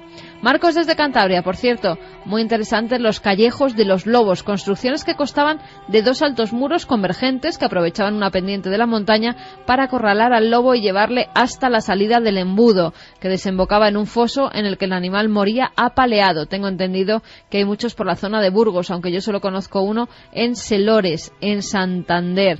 Fíjate, en uno de esos recintos dieron caza a 2 lobos que acabaron con la vida de un niño. En el año 1974, en la zona de Orense, si no recuerdo mal, acabaron con la vida de un pequeño. Un caso que tuvo mucha polémica, ¿no? Sí, de un pequeño además de pocos años, no sé si eran 3 o 4 años, y la gente del pueblo hizo una batida, todo el pueblo se puso como en línea recta, lo llevaron hasta este lugar, iban además con lanzas para ensartar al animal en las lanzas y lograron dar con 2 de los 5 que había. ¿Cómo podemos contar, antes de pasar al siguiente expediente, a seguir viajando por la España ancestral y mágica, la sensación que tuvimos con los lobos? ¿Tú cómo la expresarías? Mágica. Yo es una de las mayores experiencias que he vivido en mi vida. No pensé nunca que podía estar tocando un lobo, no solo tocando un lobo, revolcándome con una loba, jugando con ella, literalmente como si fuera uno de mis perros. Era además una loba bastante arisca, nos decía Carlos, era una loba que no se acercaba a los seres humanos, tan solo a Carlos cuando iba a darle de comer y casi. Y la verdad que no sé por qué, en el primer momento me aceptó desde el primer momento. Yo recuerdo que ninguno de vosotros os pudisteis acercar y yo estaba tirada en una roca con ella encima. Se verán las imágenes en Cuarto Milenio, como estoy tumbada encima de una roca y ella se acerca a mi boca y me empieza a dar lametazos.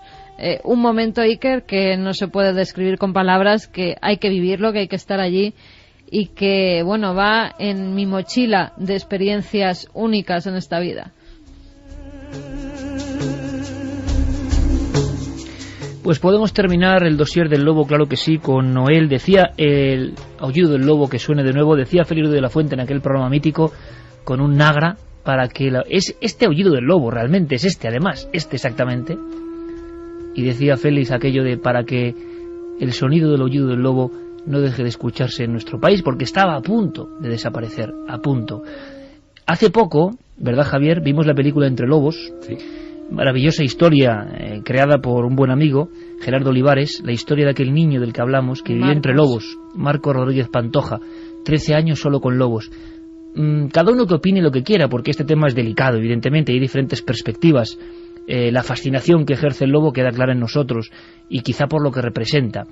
Pero había una frase que dijo ese niño, que yo creo que puede resumir perfectamente casi todo en torno al lobo. Cuando Marcos Rodríguez Pantoja es atrapado como una alimaña humana y vuelve a la población en la sierra de Andújar, vuelve a la vida después de 13 años de convivir con los lobos. Los lobos, como en el mito de Rómulo y Remo, le habían hecho uno de los suyos. La loba, cuando estaba casi muerto de inanición, solo y abandonado por los hombres, le había dejado trozos de carne y le había protegido con calor dentro de la lobera. Cuando Marcos volvió a la civilización, así nos lo contaba el hombre que hizo todo su seguimiento psiquiátrico, tuvo una frase tremenda, ¿no? Él empezó a relacionarse con su género, el ser humano, pasó unos años, trabajó, y un día le preguntaron, oye, ¿cómo ha sido tu regreso a la vida? Con los hombres, con tus hermanos. Y él, con cierta sabiduría que solo pudo dar quizá el contacto en las serranías inhóspitas de Sierra Morena, dijo, pues fíjese, tengo una enseñanza clara de todo esto. He aprendido que los hombres engañan. Los lobos, no.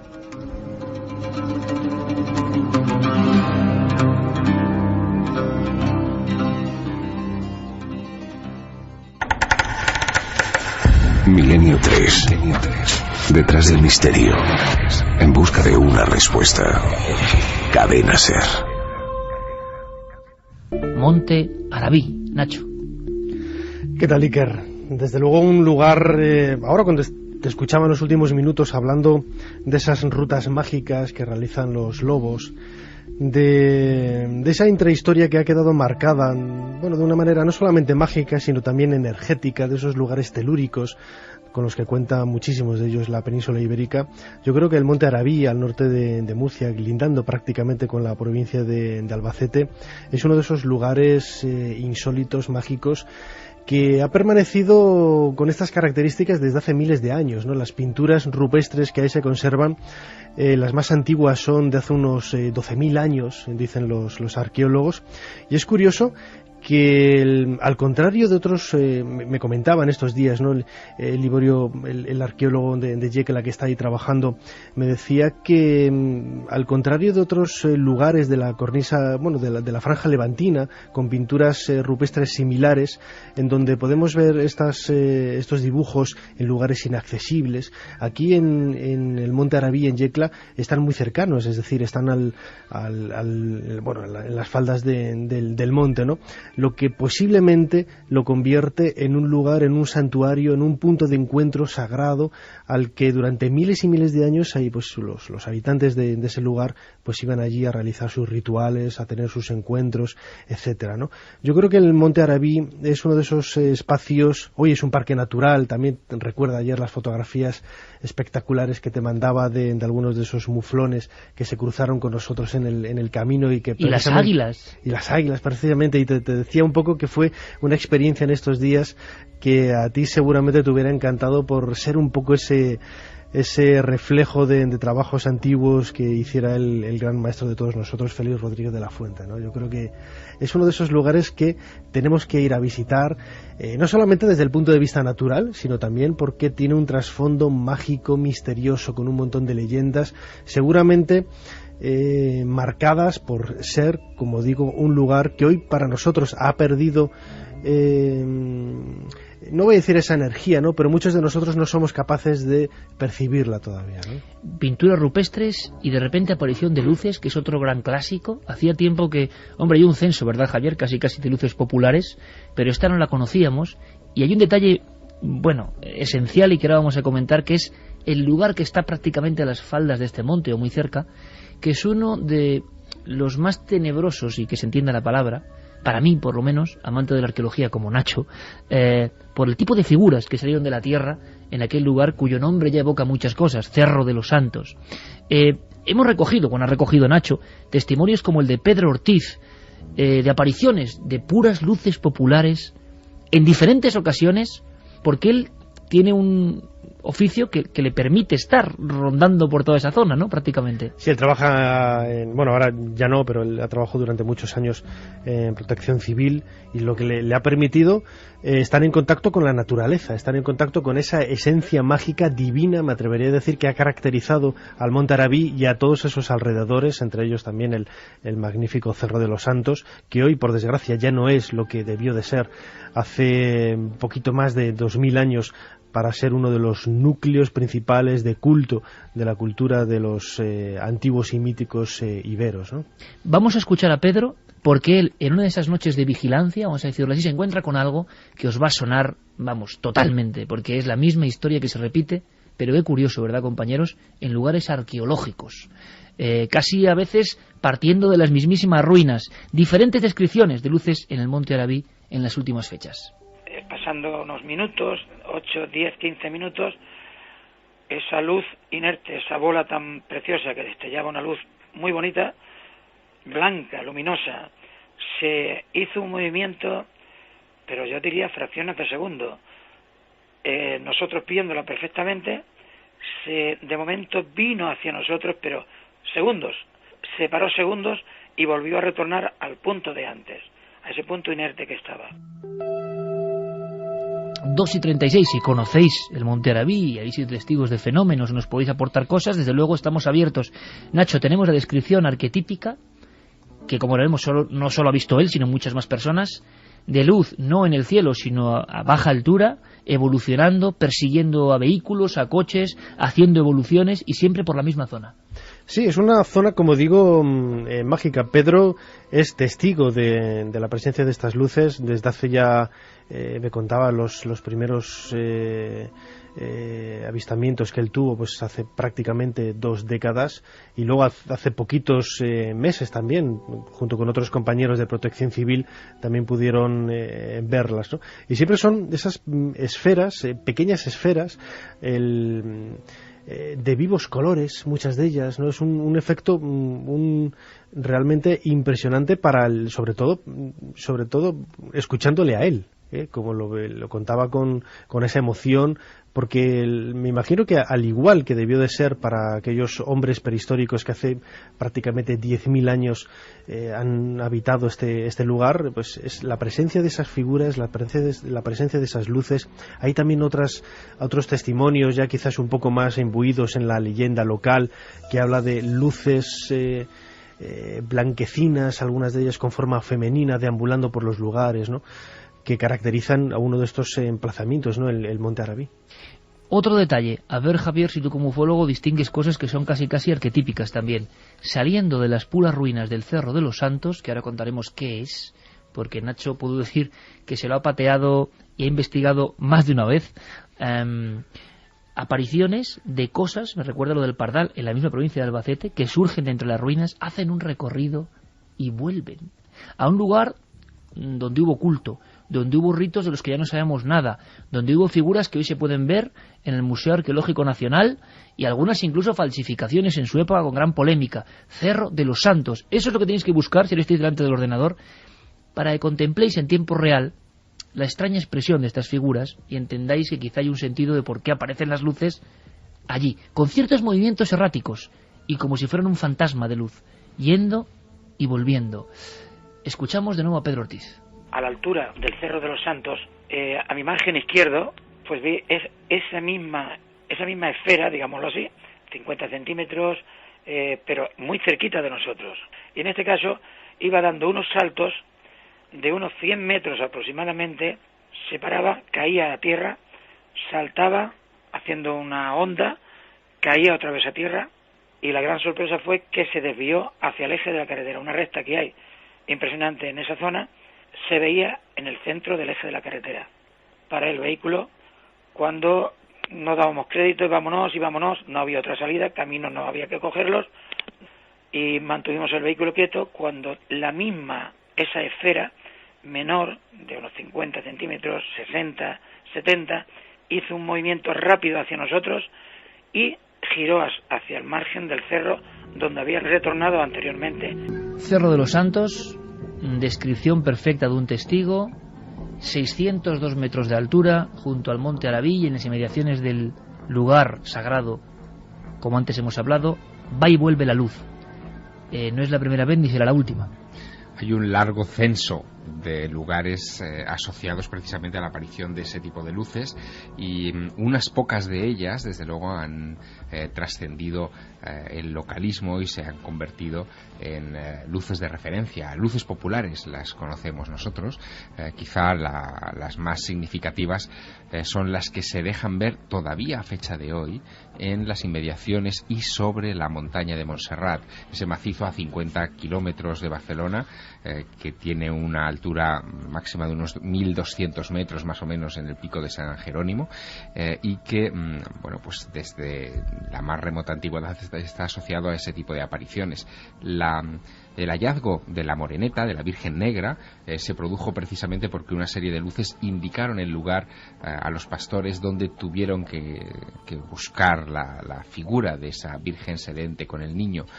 Y no solo eso, muy cerca, en Manresa, la aparición de una de estas luces en 1345 dio pie a una celebración que está ya muy próxima. El próximo 21 de febrero se celebrará la fiesta de la misteriosa Llum, de la misteriosa luz, como cada año, que conmemora precisamente la incursión de una de estas luces que bajó de la montaña de Montserrat hasta esta villa, hasta Manresa, se adentró dentro de la iglesia del Carmen, se dividió en tres, se volvió a agrupar en una sola esfera y volvió a atravesar la mampostería de roca para perderse montaña arriba.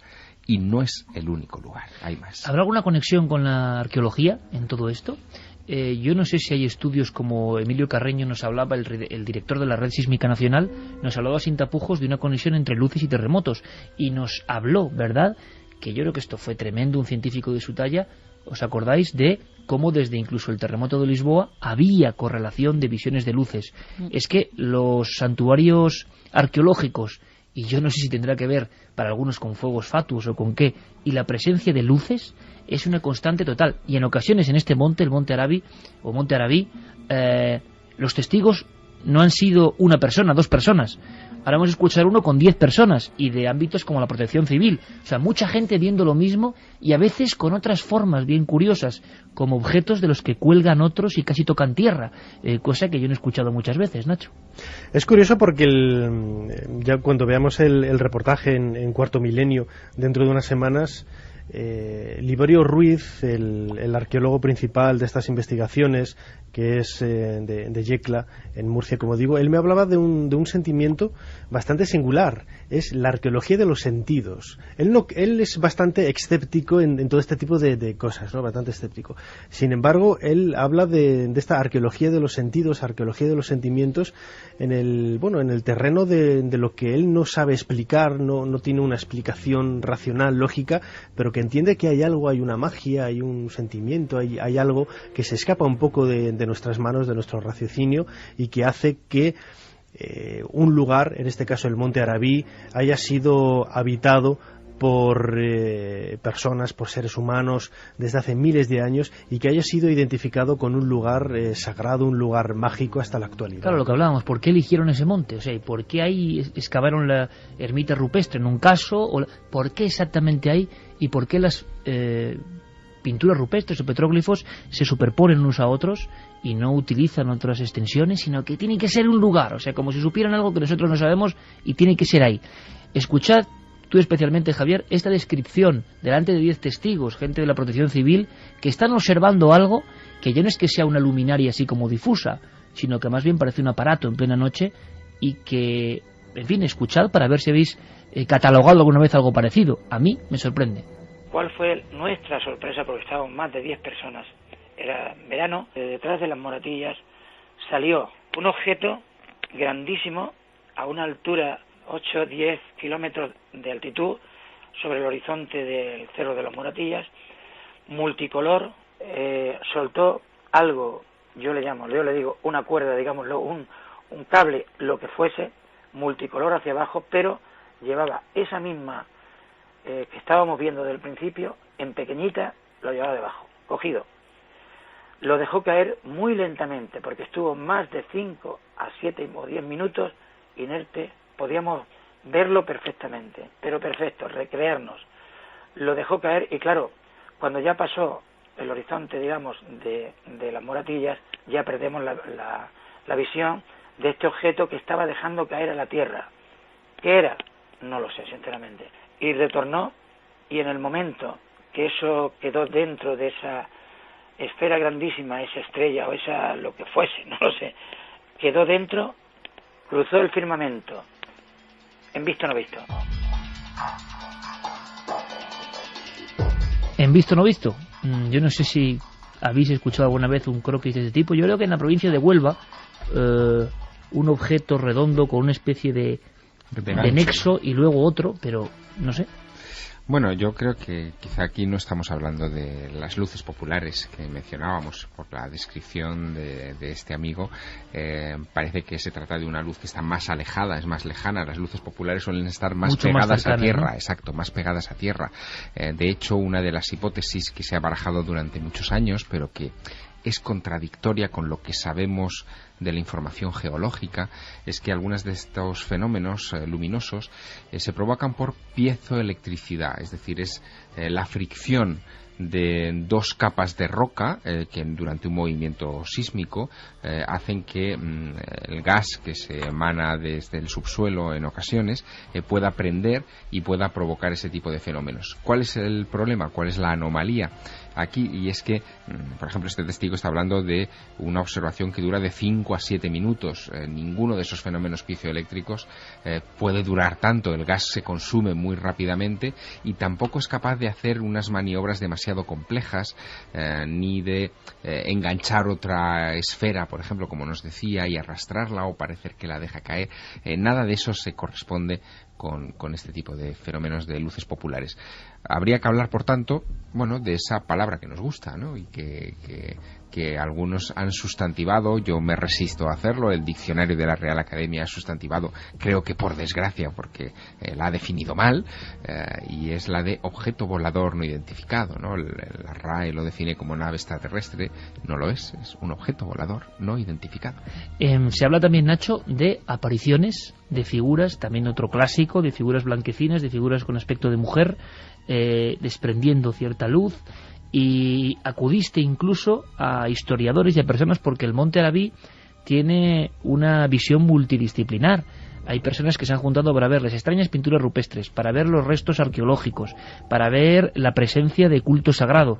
También hay historias de objetos volantes o de luces a diferentes alturas, y lo que faltaba, también existen las apariciones en ese monte. Sí, hoy, bueno, quizás en algunas ocasiones podríamos estar etiquetándolo mal como apariciones marianas, ¿no? Desde luego no estamos hablando de este caso, ¿no? Nadie ha mencionado nunca la presencia de la Virgen en este lugar. Yo creo que es el único detalle mágico e insólito que falta al Monte Arabí.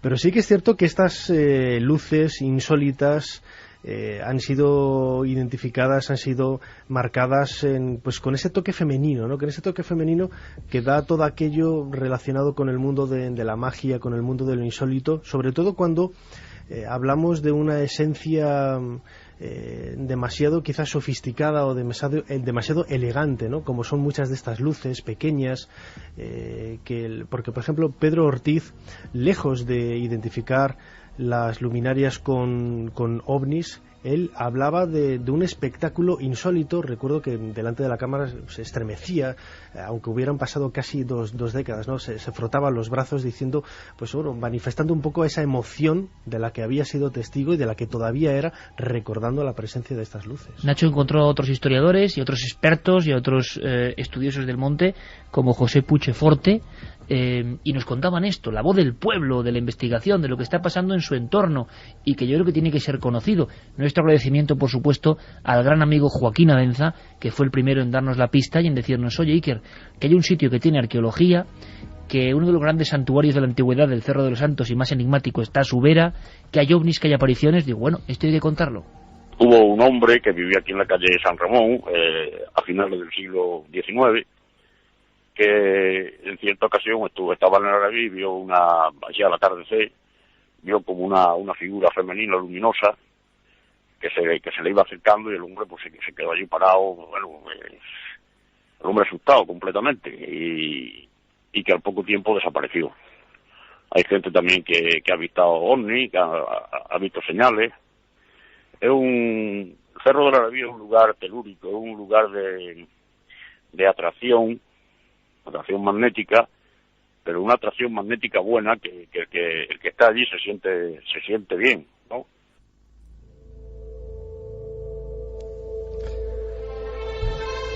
El hecho de que haya pinturas de unos 10.000 años de antigüedad, han calculado los expertos en ese lugar. Tienes el Arabí ahí delante. Exactamente, que la montaña cabe en una especie de roca, de pico, que lo hace muy muy característico en la región, pues indica que desde luego ha ejercido una atracción desde hace mucho tiempo. Ese telurismo, sea real o sea imaginario, sea físico o sea atribuido, lo que ha hecho es que efectivamente sea zona magnética para muchos y bueno, que pasen o que crean pasar cosas extrañas. Yo quería preguntarle de todas maneras a Nacho, esa zona que es zona de muchas leyendas de moros, de muchas historias de tesoros enterrados, que también se asocian... Es otro clásico lugar de poder español. Exacto, y que se asocian a las apariciones de luces también. Que marcan, ¿no? Sí, si esa leyenda o esas características también aparecen en el Arabí. Efectivamente, sí. Hay una cueva que se llama la Cueva del Tesoro, que no falla, es que siempre no está. falla, realmente yo creo que es ¿Cuántas algo... cuevas del tesoro habrá en España? Si hacemos un censo con los amigos que nos cuenten de sus provincias, cueva del tesoro contada por los abuelos de los abuelos, igual un día hacemos una porra a ver cuántas. Vale. Pero yo creo que es que el número sería superior o igual a 40 o 50. Y no digamos, yo creo que en la provincia de Murcia, ¿no? Que claro, hubo mucha presencia musulmana y que dejó, cuando ya se hizo la reconquista, dejó a muchos cristianos ansiosos de encontrar esos tesoros, ¿no? Don José Puigdeforte, un excelente conocedor del folclore, de las tradiciones, de las leyendas vinculadas al Monte Arabí, me comentaba una historia bastante insólita, relacionada precisamente con la Cueva del Tesoro, que podemos esperar cuando hablamos de esta terminología en una cueva grande, bueno, de más o menos grandes dimensiones, pero no, es un pequeño agujero de apenas unos 60-70 centímetros abierto en la piedra caliza que forma el corazón del monte, en uno de sus lados, en una de las faldas del monte, y que dice la tradición que ahí al final, cruza todo la montaña este agujero, y que al final de ella pues hay una pequeña puerta escoltada por dos hombres de gran pelaje, con unas clavas en las manos, unas mazas, vigilando. Como los salvajes de Úbeda. Efectivamente, es la misma tradición que se repite en diferentes lugares de la geografía española, ¿no? Y que la tradición señala que detrás de esas puertas hay el tesoro oculto, el tesoro perdido de los moros, ¿no? De los tú te lo has pasado bien rondando por el Monte Arabí, ¿eh? Ya te veo ya. Hemos disfrutado bastante. ¿Cómo te lo pasas, Nacho? Es que lo veo feliz al hombre y me gusta, porque él está tocando no solo la arqueología y la historia, sino lo que hay detrás, que es tan enriquecedor. ¿Y qué te parece si la crónica la aderezamos con qué podía faltar aquí? Pues como gran camposanto, como historia de gran camposanto, los huesos humanos causando temores. Sería, pues eso, la vela final del pastel con forma de montaña que es el Monte Arabí. Pues hubo una batalla allí en un barranco que hay entre lo que se llama el Arabilejo y el Arabí, una especie de barranco. Allí hubo una gran batalla en tiempo según dice la de Ramán I, y los labradores luego labrando allí y tal, dice que aparecían restos, y que en fin, que tenían un terror grande a quedarse allí por la noche en el monte. Dice que si a veces, si no eran con conjuros católicos y cosas así, no se atrevían a quedarse.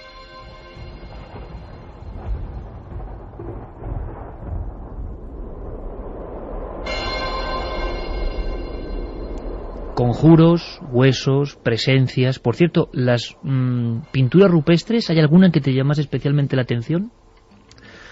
¿Están muy deterioradas? ¿Se pueden ver? ¿Tienen formas extrañas? Hay dos tipos de pinturas, unas más animalísticas, podríamos decir, las típicas representaciones de toros, de caballos, de équidos. ¿Os dais cuenta que el lobo nunca aparece, por cierto? Efectivamente, no aparece, es como ese icono maldito, podríamos decir, ¿no? La cabra tira al monte, yo voy a hacer una referencia a la cultura jeroglífica, ¿no? A la cultura egipcia, mejor dicho. En el jeroglífico, por ejemplo, nunca hay representaciones de arañas, y arañas hay en Egipto. ¿Por qué los antiguos egipcios nunca representaron las arañas? Oye, qué buen tema es ese, animales malditos en los códigos de la antigüedad. La idea no es nuestra, al César lo que es del César, nuestro realizador y jefe de imagen de Cuarto Milenio, me tienes la bicha balazote ahí, qué miedo da, hablando de bichos, ¿no?, extraordinarios. Sergio Fernández de Pinedo me dice, Iker, él se recorrió durante 8 meses las cuevas de España y Francia con nosotros, y me dice, hablando de lobos, extrañas conjunciones, ¿por qué no hay lobos en el arte rupestre? Prácticamente no hay lobos respecto a lo demás. Pues debe haber un misterio, porque el lobo estaba ahí, y en Egipto no hay arañas. No hay arañas, y Madre mía. un animal que existe tanto en la antigüedad como como hoy, ¿no?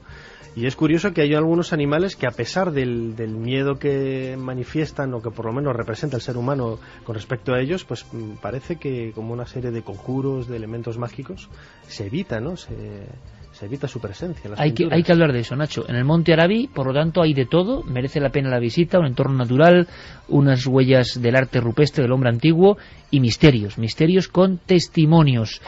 Y escuchamos a nuestro público, que es soberano, por supuesto. Pues Carlos Torrao nos dice que es uno de tus grandes fans, y sobre lo que estáis hablando de las cuevas, dicen que en Zamora está oculta la cueva de Viriato, en la que guardaba sus tesoros. Si quieres te digo de dónde soy. Pues sí, dínoslo. Papero Serrano nos dice: buenas noches, milenarios. Se comenta que grupos de gente pertenecientes a no se sabe qué secta, entre comillas, o grupo religioso, celebran rituales en algunas de sus cuevas, lo cual es fácilmente constatable por los numerosos restos de velas que quedan en el lugar. Se habla de personas semidesnudas, con la cara tapada, en medio de una multitud de velas encendidas, realizando rituales con nadie sabe qué propósito. Será otro tema, otra semana, pero hemos recaudado información que pone los pelos de punta, de santuarios rupestres absolutamente desconocidos, con signos indescifrables, esotéricos, antiquísimos, y que ahora, o sea, estas noches, gente con conocimiento esotérico y satánico está reutilizando.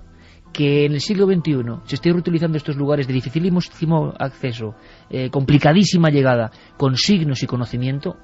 Ostras, pues estremece bastante, ¿eh? Pero no es un fenómeno español, Iker. Ocurre también en otras partes. Esto está ocurriendo también desde hace unos años.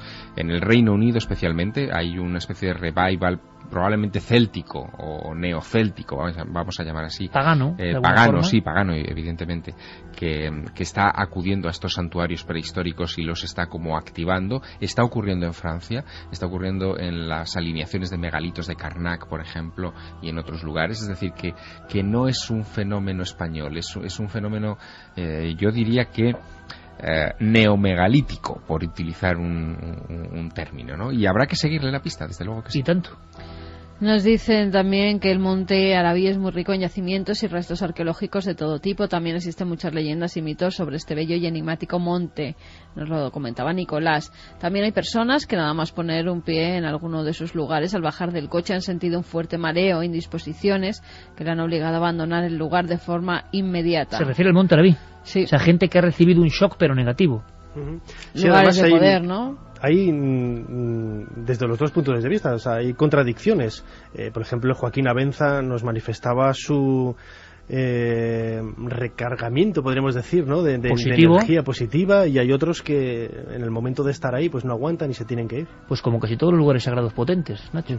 En Murcia hay bastantes pinturas rupestres. Yo visité las de Yecla y en el Pantano, Valdinfierno también las hay. Como siempre, muy buen programa, nada mejor para un sábado. Gracias, nos lo decía Raquel desde Lorca. Y luego pues seguimos con los lobos. Sí, pues que hay entonces mucha gente que se ha encontrado con lobos, con muchas historias de lobos, porque ahora vamos a ir con otras historias de lobos humanos. Bueno, Nacho Ares, por supuesto, querido amigo, luego te escuchamos en Ser Historia. Aquí nos quedaremos. Haces doblete, ¿eh? Hacemos doblete. ¿Tómate un café? Nacho, un café. Gracias como siempre, disfrutar. Un abrazo, amigo. Gracias por descubrirnos la España antigua y moderna al mismo tiempo del misterio. Santi, ha habido una matanza tremenda en Estados Unidos, todos lo hemos visto, un acontecimiento tremendo. Se habla de control mental dentro de la mente de esa persona que ha provocado casi un apocalipsis, ¿no? Tú, hombre, no voy a decir que eres amigo de este tipo, porque no lo puedo decir, pero que estaba en tus foros. Pues curiosamente, y eso lo comentaremos, la sorpresa ha sido encontrarme con que un foro de conspiración que yo frecuento y que es muy conocido estaba precisamente frecuentado por este asesino. Te va a visitar el FBI.